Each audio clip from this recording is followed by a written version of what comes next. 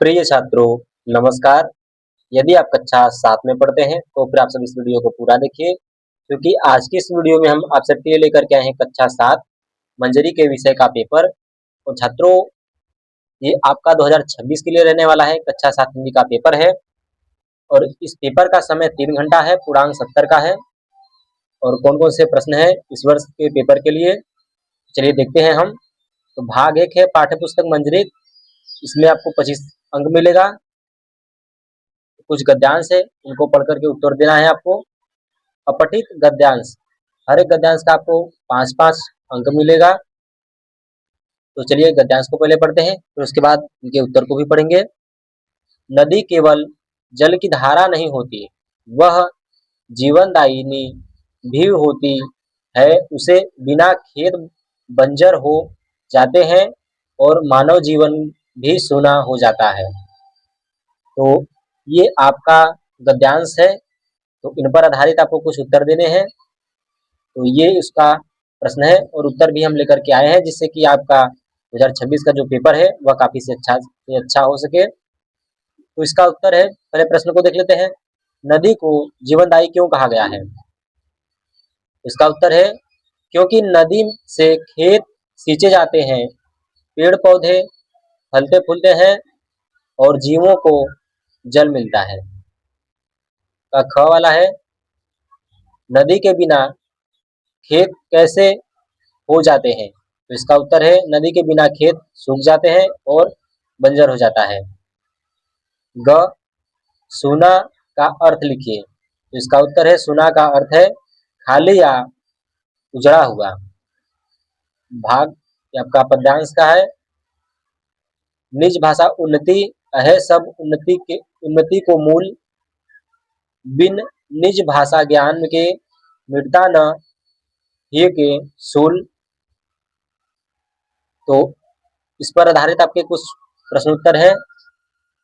तो इस पद्यांश का भावार्थ लिखिए। तो इसका भावार्थ है, कवि कहना चाहता है कि अपनी मातृभाषा में शिक्षा प्राप्त करना ही वास्तविक प्रगति है। और ख का है, कवि ने किसे सब उन्नति का मूल कहा है? इसका उत्तर है कवि ने निज भाषा को सब उन्नति का मूल कहा है। ग, शूल शब्द का अर्थ बताइए। शूल का अर्थ है दुख या पीड़ा। तीसरा, गद्य पाठ पर लघु उत्तरीय प्रश्न 5 अंक के लिए। तो राजधर्म का पाठ से है, धर्मराज युधिष्ठिर के चरित्र की 2 विशेषताएं लिखिए। पहला, वे न्यायप्रिय थे। दूसरा, वे धर्म और कर्तव्य को सर्वोपरि मानते थे।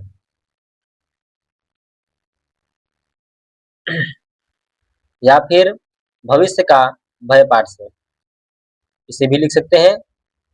लेखक ने बच्चों को क्या संदेश दिया? इसका उत्तर है लेखक ने संदेश दिया है कि हमें वर्तमान को सही ढंग से जीना चाहिए और भविष्य की चिंता से डरना नहीं चाहिए। प्रश्न नंबर 4, पद्य पाठ पर लघु प्रश्न 5 अंक के लिए।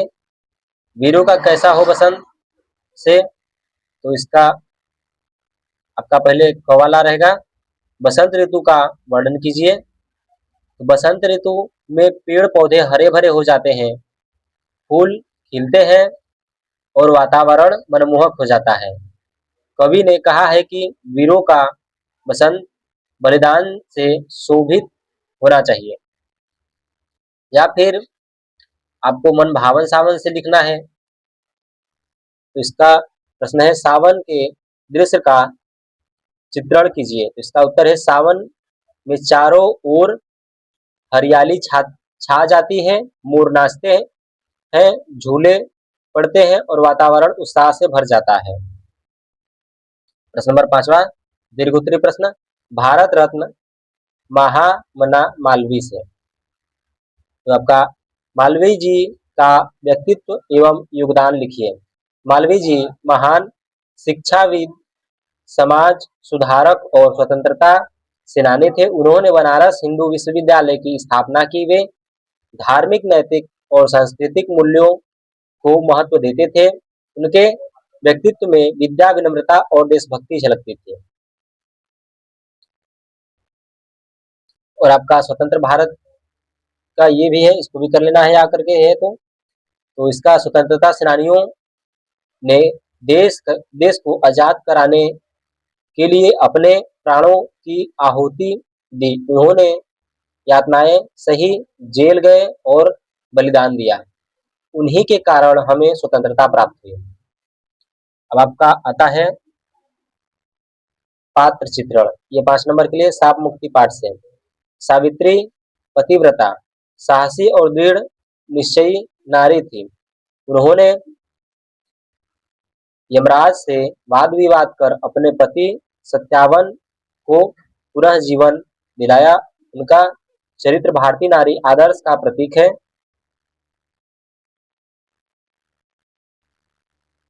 और प्रश्न आपका है, मैं कवि कैसे बना से?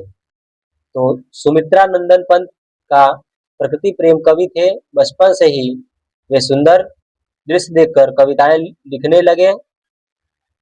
उनकी कविताएं में प्रकृति, सौंदर्य और कोमल भावनाएं दिखाई देती है। अब आपका खंड भी आता है व्याकरण से। प्रश्न नंबर पहला, संज्ञा की परिभाषा लिखिए और उदाहरण दीजिए। तो ये आपका संज्ञा है, किसी व्यक्ति, वस्तु, स्थान या भाव के नाम को संज्ञा कहते हैं। उदाहरण राम पुस्तक। और विशेषण, तो ये सब भी है। आपके कुछ व्याकरण के प्रश्न है तो इनको भी आप अच्छे से देख लीजिए और उतार लीजिए। अब आपका पत्र लेखन है, इसमें आपको 5 नंबर मिलते हैं। इसको भी आप लिख लीजिए, याद कर लीजिए। और ये भी है आपका निबंध लेखन। और ये अब आपका लास्ट प्रश्न है। तो अब तक के लिए इतना ही, मिलते हैं आपको नेक्स्ट वीडियो में। धन्यवाद।